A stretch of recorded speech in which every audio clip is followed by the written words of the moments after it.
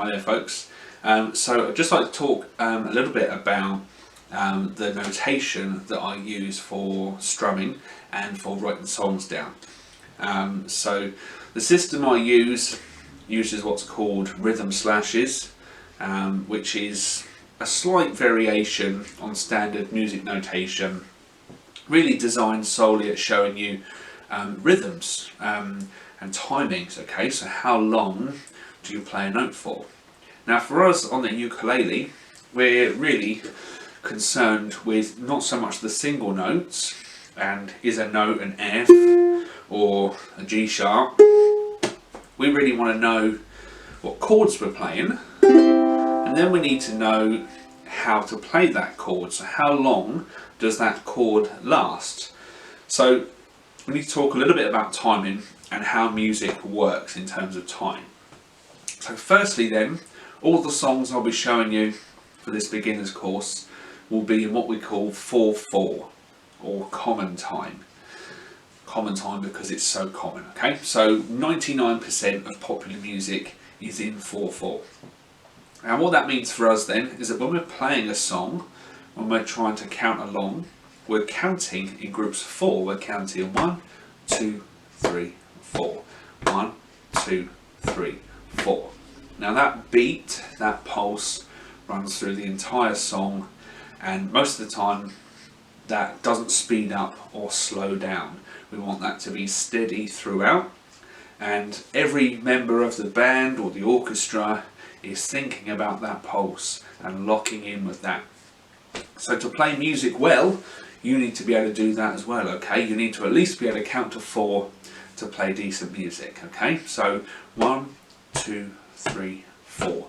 1, 2, 3, 4. Okay, give it a go. Just try and get a feel for that.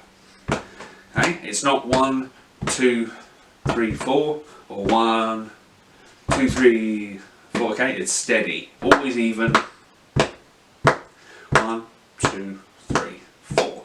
Okay, that is 4/4 time. So if that's our beat, that's our pulse, that's the kind of the foundation of the song. What we need then is, say, a chord. Let's take a C chord. Now we need to know how long to play that C chord for against that beat. And the first kind of note length that I'll give you is what we call a whole note, and this lasts for 4 beats. And on a sheet of paper it looks like a little kind of diamond, a little offset square, and a whole note sounds like this. Against our beat of 1, 2, 3, 4, it would be 1, 2, 3, 4. 1, 2, 3, 4. So we play on beat 1 and we let that ring out for the whole bar, the whole note. 1, 2, 3, 4. 1, 2, 3, 4. 1, 2, 3, 4. 2, 3, 4. Okay? That's the first one to get, okay? And that's quite easy to do, I think. Hopefully you shouldn't have too much trouble doing that. If you want to practice that further, then I would definitely recommend, if you've got a smartphone or a tablet, something like that, get yourself a free metronome. I've got one on here called Simple Metronome, and it really is that. It just ticks away quite simply. I can set the speed of it. Metronomes are measured in beats per minute, so that, you might be able to see that on there, that's set up at 100 beats per minute. I can set that slower. If I put that down to say 60 beats per minute is the same speed as the clock. Okay, so if you've got a noisy clock, you can sit under that and practice slowly at 60 beats per minute. But you might want to go a bit faster than that. So one of these is very handy, won't cost you a penny, or if you want to get a nice metronome, you can buy a separate unit as well. So that will tick away for you, and it's a really, really useful practice tool. Let me speed that up a touch there. Okay, so that's about double the speed now.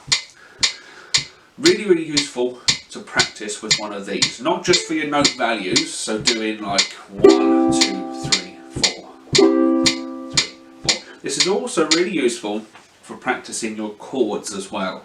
And straight away on the ukulele, if you get into practicing with that metronome and practicing in time, just while you're learning your chords, if you practice chord pairs like C, 2, 3, 4, F, 2, 3, 4, not only are you working on memorising the chord changes and getting them smooth, you're also working on your timing, which is a crucial part of playing music.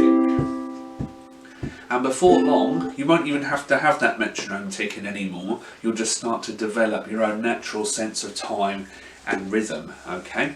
Which you might think is impossible, but it's really not. If you keep working at it and thinking about those pulses, feel those. Tap your foot, nod your head, sway side to side, okay? Keep this hand moving.